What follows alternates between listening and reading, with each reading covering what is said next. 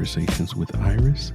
Here's your host, my loving wife, Iris. Hello, beautiful people. Hola, mi gente bonita. God, I love the way that sounds. And welcome back to Conversations with Iris, where the space holds that real talk, that raw truth, and that soulful goodness we love to call hard, that corazón. I love the way that sounds in Spanish. Every story here matters, okay? I keep telling you guys because you deserve to be heard. This podcast is about lifting those voices and shining light on journeys and creating conversations that just move us forward. I honestly believe, I'm a firm believer. I don't know, something in my heart just tells me that these conversations just it's helping someone out there in need. These conversations just will reach out to somebody and make them go forward in life. Why not? And with that said, don't forget that you could stream me on all platforms every Friday. And of course, I have to put this out there as well. Don't forget to show some love to our brother podcast, the Short Desk Podcast. They paved the way for this little podcast right here that you're tuning in on every Friday. Hallelujah. They definitely paved the way for this podcast to come to life. So go check them out and show them some love as well. And of course, I have to do this, guys, because I got some fan mail and I have to brag because every fan mail is very important to me. And of course, I have to read this wonderful fan mail that I got from Winter Park, Florida. And I know who the person is, Jazzy or Jasmine. She said, Mr. Jones, the biggest boss. I almost broke my neck. Couldn't press play fast enough. Kenneth, I loved your story. Run that back with that part 2 ASAP. You already know who this is. So, Kenneth, she was shouting you out on your episode. Thank you, Jasmine, for sending that fan mail. That means a lot to me. And then she also had sent a separate fan mail here. Iris, you doing your thing, girl. I really enjoyed this episode 63. This was very informative, and this subject is definitely not talked about enough. So thank you so much, Jazzy. And of course, I have one more fan mail that I have to call out from my wonderful sister-in-law, my sissy, Kenny. She said, great show. I am so proud of you. Thank you, Kenny. And I just wanted to brag about my sister-in-law. We are proud of you, girl. I just want to shout out, and she is now officially a speech pathologist. Isn't that nice when you go to school and you do what you love and you get to do it right after college? Well, amen to her. Sending her some great vibes, and I want her to know that the family is proud of you, boo. Yes, we are. But wait a minute now. I don't want to get lost in the game there. I got to take you back, guys, back to our guest here. Let me tell you guys about this guest. She's a phenomenal woman who embodies courage, truth, and healing. She's also a licensed mental health counselor and the founder of the Silent Psyche Therapy. You heard that correctly. She specializes in trauma recovery for biopic individuals, immigrant, and marginalized communities, just overall. And what I love about this individual is that her frontline experience includes working in many crisis shelters. Okay, we're talking about domestic violence centers, human trafficking recovery, and disaster response. And she just breaks down mental health in ways that actually make sense for people navigating the real life struggles. Okay, that's the real deal here. Whether it's dismantling systemic oppression in therapy rooms, addressing resistance and healing, or helping people see who they really are, they were never really broke to begin with. And that's what she helps these individuals come see through. So, mi gente, get ready to have a truth and deep conversation about healing and what it really means to be seen, okay? Let me pave a warm welcome to Maya Nelson. Bienvenidos and welcome to Conversations with Iris. How are you? Hello. Hi, I am doing wonderful. Thank you for the intro. Oh, girl, you know you deserve it. You are doing some great things and you are most welcome. It's time for you to get your flowers, girl. So I have to ask, I have to jump in here and just say, I know that you became a therapist because you live through what it means to carry silence and juggle just all these crazy multiple identities. And can you just take us back to a moment when you first realized or you lived that little experience that just wasn't personal pain and you were like, I need to do this to help others. I need to take this pain and take it further. Tell me about that and tell our listeners about you, boo. Absolutely.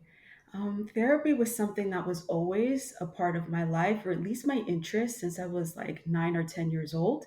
And so as I got older and I started to feel more emotional pain, whether that was depression or like anxiety, or even just consequences of like a pretty chaotic childhood, that's when I really could feel the benefits of therapy. So I went to University of South Florida. Shout out to the Bulls. And Woohoo! and I went to the counseling center and I got like 10 sessions, but it absolutely changed my life. First Mm, of all, being validated.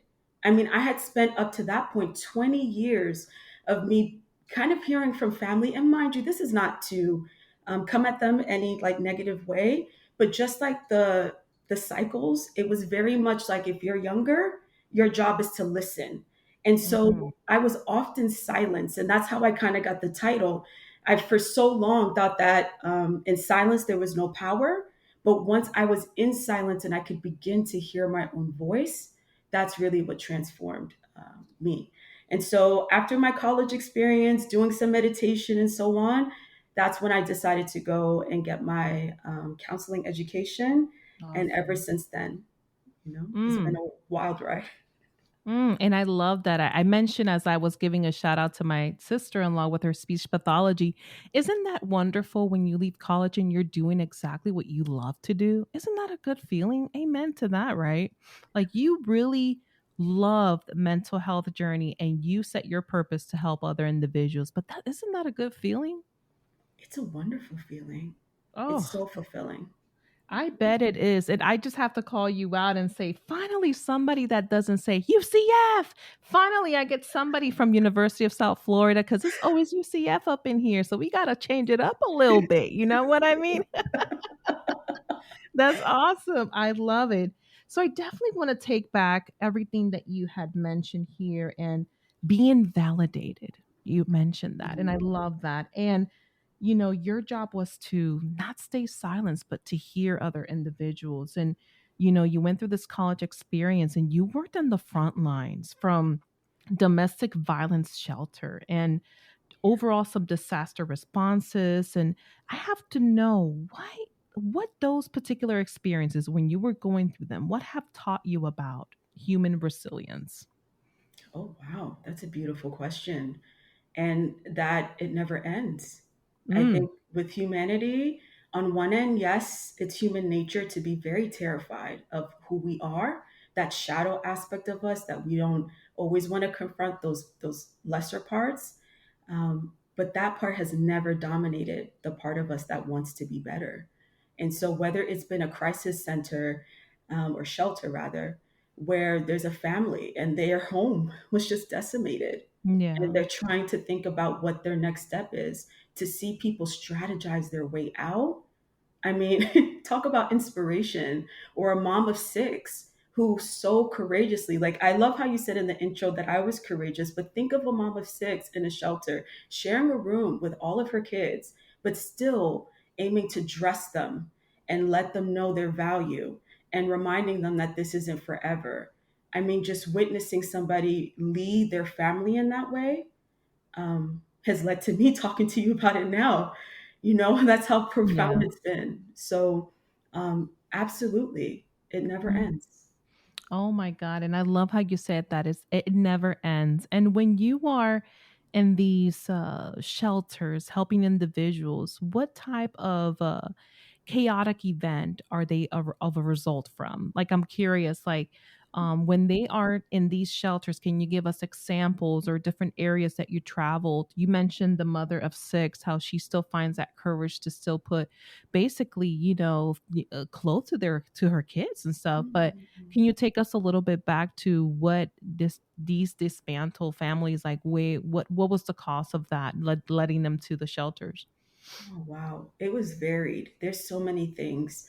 The constants that I noticed was substance abuse was always there. They usually had very aggressive partners. And then the economic aspect there, where their partners were taking advantage of them or they just didn't have any access, on top of usually not having family support nearby.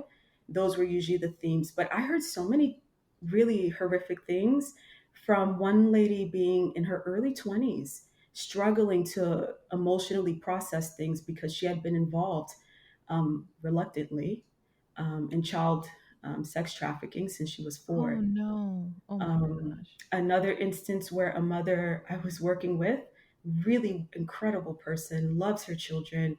Her ex, unfortunately, had found a way to break into the home. Not only did he put oil on the stove and surprise her with it and attack her, he also decided to cut her across the neck while her Mm. kids were there. Oh my God.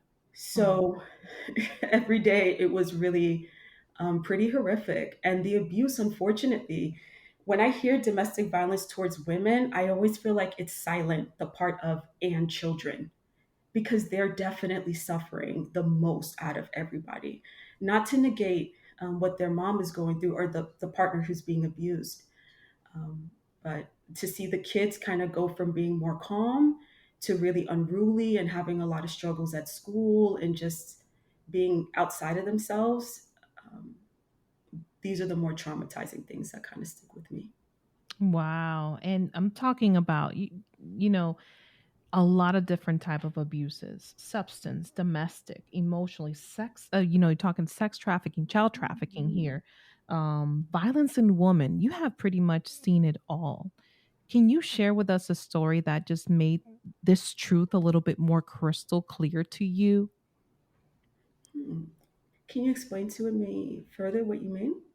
Like, what was a story that just impacted you when you were in the shelters? Like, it was so significant and so profound that it changed your view.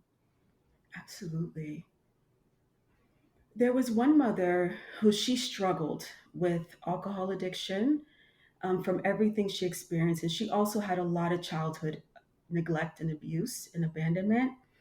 And initially, it was easy to kind of judge her and be like, okay, you're spending money on your nails, you're spending money on hair. And mind you, we're supporting them as best as we can. So this is more in a frustrated state. But just witnessing her making a lot of these wild decisions was really hard for me. On top of the fact that her children were in between the state, more or less, and we were trying to help to bring them back into custody. And then we found out she was back with her partner. And unfortunately, he had run her over. Oh So it my God. was absolute, an Mm. absolute terror. However, she was able to get some footing. And when she started to speak to me more, she explained it wasn't so much about, I want to just go get my nails done. It was more about having autonomy and control again and trying to establish that outside of even us at the shelter who thought we were helping, but at times we were kind of trying to control. We wanted them to be better, but our way. And Mm. so I really had to learn how to meet the person where they were at totally, whether it's ugly, beautiful, or in between. And from there, use the tools that they have to navigate that escape. Oh wow. And I love how you mentioned that, and thank you for sharing the story so that we could paint that vivid picture for our listeners to understand like how it goes firsthand from beginning to end, you know.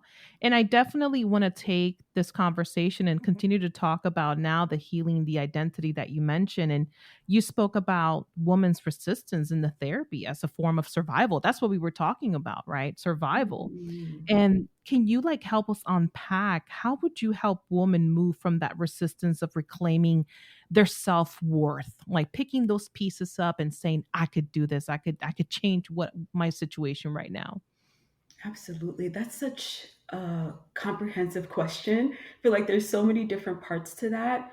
But the number one thing is really creating space for them that feels comfortable for them, not trying to judge them, not trying to control, not trying to interject. So often when I'm in the therapy, kind of that hat is on and I'm in that space with survivors, the first thing is really letting them speak. And sometimes people won't say anything. Sometimes I have to take out a piece of paper, and that's how they start to kind of connect.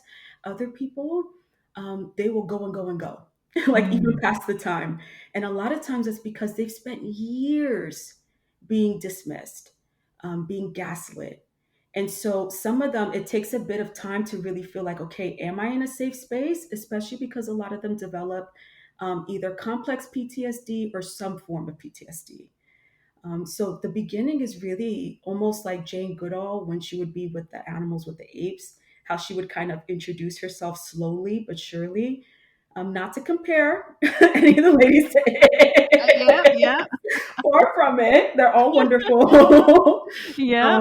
But I I'm have glad to that you brought that gradually up, though. I'm glad that you brought that up. It's a good point. just gradually making my way. And then once they really feel like they trust me, that's where the validating, understanding them, remembering key details, and showing over and over again, not just to their conscious mind, but to their unconscious mind, that I am not a threat at all. And I totally accept whatever you're saying, from the great to the not so great. Once we're able to kind of delve in a bit more and they feel ever more confident and comfortable, that's when I can really start to implement tools. I would have already in the beginning, here and there, breathing activities, simple things. But once I go a little bit further, we talk about like their past. And that can be Mm. a whole nother chapter, because very few people are getting into abusive relationships who have not met abuse in their home. Wow. So that's a whole thing to unpack. And Yeah. then connecting those lines and then helping them to see how certain behaviors do not behoove them. So much of what we talk about is their core beliefs. And when you're growing up and you're feeling invalidated, you feel like, well, my opinion doesn't matter, my voice doesn't matter, how I see the world doesn't matter. I have to give up something in order for someone to love me. And so it's really starting to connect the dots because of this belief. Here's all these dynamics that are unfolding. And so let's start to implement more beliefs that are I am valuable and I am worthwhile and I do deserve love. So it can be an extensive process. There's multiple tiers to it. But the biggest and the hardest part is really getting somebody to trust me. Mm. Multiple tiers and then that trust. And you Mhm. also mentioned let them speak, creating like a safe space for them, which is, I love that you mentioned that. Do you think that a lot of individuals out there that say that they're therapists, like sometimes miss that from like coaching these clients or helping these clients through the traumatic experiences? Like, what do you think is missing out there that is different from other mental health counselors out there? Oh, there's so many counselors doing incredible work. And everybody introduces silence in different ways. I think the biggest thing is the cultural competency. And I think this is more reflective of like systemic issues in our culture. If you look at the demographics of therapists, overwhelmingly it's dominated by women, but especially white women. Yeah. And while Yeah. they do great work, and I've worked with certain white women therapists who have even put me onto game, to be quite honest, on a couple of things. Good. I wish I could say they were the standard, but that's not it. And so Mm. there could be moments where something like, oh, my coworker touched my hair, and that will go completely over their head. Like, oh, that was an invasion of privacy. They may not understand like the racial underlying kind of Yeah. meanings there, you know? Or even someone's cultural values and what's expected. We're in such an individualistic society. Understanding for certain people, they don't see themselves outside of the collective that they come from, albeit their culture, their family, etc. Mm. So I That's a think those no, I'm sorry. Go ahead. I didn't mean to cut you off. Go It's ahead. okay. It's okay. Those are the main areas where I see those like nuances where sometimes clients feel like, okay, do you get me? Can you understand? And then some of that distrust kind of starts to develop. Show up there for the clients, right? Hmm. Oh my goodness. And I love that you said that about the hair. Let me tell you something. I have to relate to that and I have to put a funny thing here because don't Hmm. touch a Puerto Rican's curly hair. That's the one thing you do not want to do. Same thing with black girls. I'm talking about as a Real. Latina here, but I don't touch Listen. it. No, I have a lot of black Mm-mm. friends. I love my black friends. My husband is black, but you know what? Don't touch our hair. Just don't. Don't. I'm Please. so glad you mentioned that. Oh my goodness. Trying to get the PSA out there as much as possible. That is a very good point. And as we move on here, and I just want to talk about like you mentioned trust and your lived experiences. And I believe what makes you different is that you don't just bring degrees of, all these credentials and working with these individuals, but you bring your experience to the mix, which is very helpful to help these individuals. And I feel like that's what helps for the clients to be more trustworthy towards you.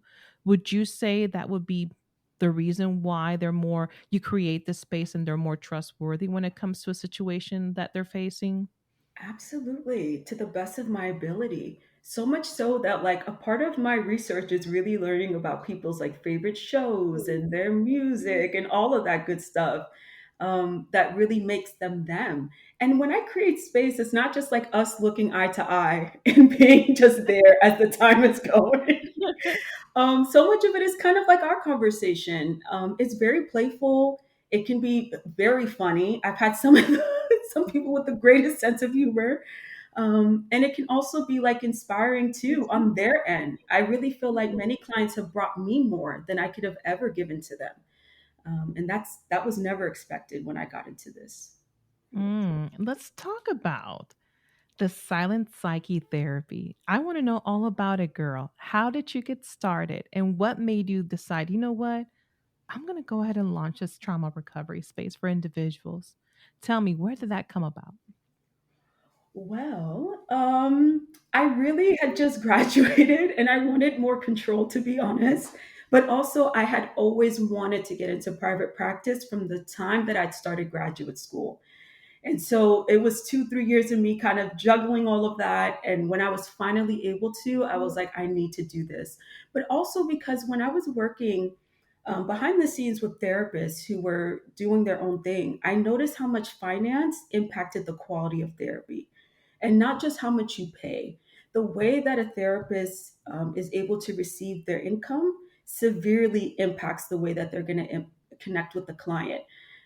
In the sense that if you feel like you're not being compensated by a company or whatever else, it can really lead to kind of not great feelings being displaced onto clients. But Silent Psyche came about because meditation has always been, well, in my adulthood, kind of an anchor for me. Mm, If I don't meditate, I don't feel well, to be honest. So, out of that profound, those moments I had where I had so many revelations about my past and where I could really connect with my inner voice and finally kind of know what I wanted versus just what my environment did, I really saw silence as like a liberator. mm. And that's really what I wanted from my clients was to kind of escape all of the distractions of this world and all of the pressures and these different deadlines and so on, and kind of retreat into that inner peace and find That, freedom.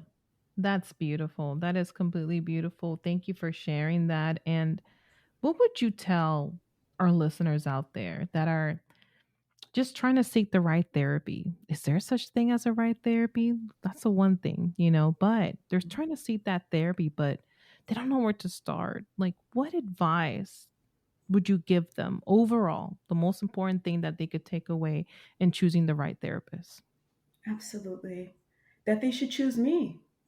Yeah. No, on a more serious Yeah, note. yeah, let's do it. Choose her. Yeah, why not? There's so many different unique and cool factors. I think on one end, you do want to choose somebody who's similar in identity to you in some way, because shared experience that really helps when you don't have to explain every single detail to your life. And it really just helps to feel like you're safer. Additionally, though, I have had some clients and personal experiences where I've worked with people who were older or younger than me, or even reminded me of somebody that I really cared about growing up. So, for instance, I've had like a woman who was like in her 50s as my therapist. And for me, that really connected with like my grandmother when I was like 5, 10 years old in that range. Oh, And I wow. felt like that maternal look that she had made it easier for me to feel like I could nurture myself and be heard and validated. So identity matters, but it also could be, it's not everything, but it definitely can aid. But on a deeper note, too, I would really highlight to people that while there's so many different modalities out here, it's really about how you feel with that therapist. When you have that 10 to 15-minute consultation call, use it to really feel like, okay, am I feeling anxious? Am I feeling overwhelmed? Do I feel understood? Can we crack a joke?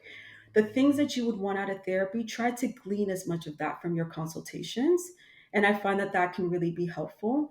And then lastly, don't be afraid to try different people and figure out what really best works for you. Most therapists know that you are already talking to others anyhow, so be open about it. Mm, I love that. And thank you so much for your transparency and being so vulnerable about that. I think that speaks a lot, tells us a lot of volumes, speaks a lot of volumes. That's what I'm trying to say. And Mhm. I definitely want to talk about like just creating that change and helping individuals breaking that cycle, like you mentioned. So many individuals just feel so trapped in cycles of silence, as we mentioned, shame, Mhm. the this low self-worth we mentioned, right? And you are a big proponent of meditation, which is big. It helps a lot. And also, you basically break away from helping these individuals not be silent and understanding who they are. And what other practices would you be able to give these individuals, or mind shifts that helps them break those particular cycles, would you say? Any other suggestions? Absolutely. There's so many different things that are kind of out there. I think my question usually with clients is really what are they most into that we can transform into kind of a tool. So, for instance, I've had really good luck getting people who are great painters. And so we use a lot of art therapy to help them connect to their emotions. Several of them have experienced a lot of traumatizing events, obviously, right? And they have PTSD. And as a result, they tend to kind of avoid their feelings.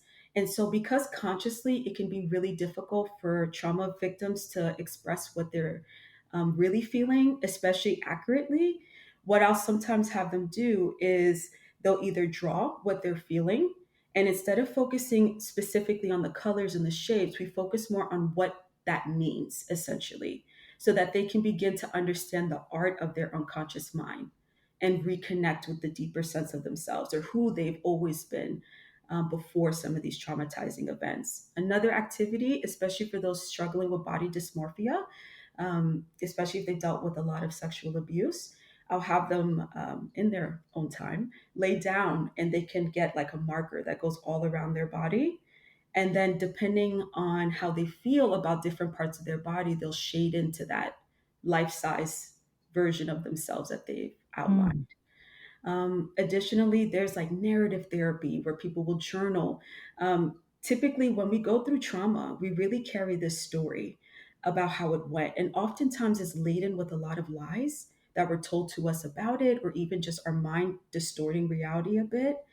And so when we do a lot of narrative therapy, it helps the client first to see what the trauma was, but also it provides them the agency to now rewrite it in a way that's more affirming. So instead of this person did this to me and I just let it happen, it can be, oh my goodness, I was young and I was struggling and I was overwhelmed and this happened to me and I was a survivor of this. And so mm. it really can remove some of that shame. I think people really underestimate how much shame lives in our language, um, and not just in our bodies. And so there's so many different things, to be quite honest, but Yeah. just to give a preview.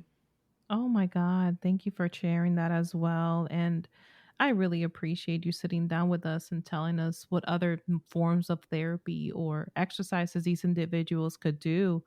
And going back to just the silent psyche, going back to that therapy space that you created. I mean, I feel like it's more than just one-on-one work. You offer also group therapy and just a whole bunch of free resources. Your website is beautiful. I love it, by the way.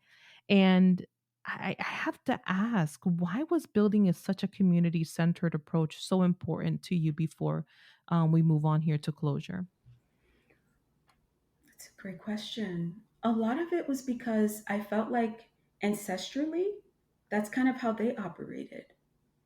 And I wanted to bring us back to that, recognizing that we are connected to all of the ages we've had as people, ideally. So even the concept of the self is really multiple people in a way, at least the way I conceptualize it.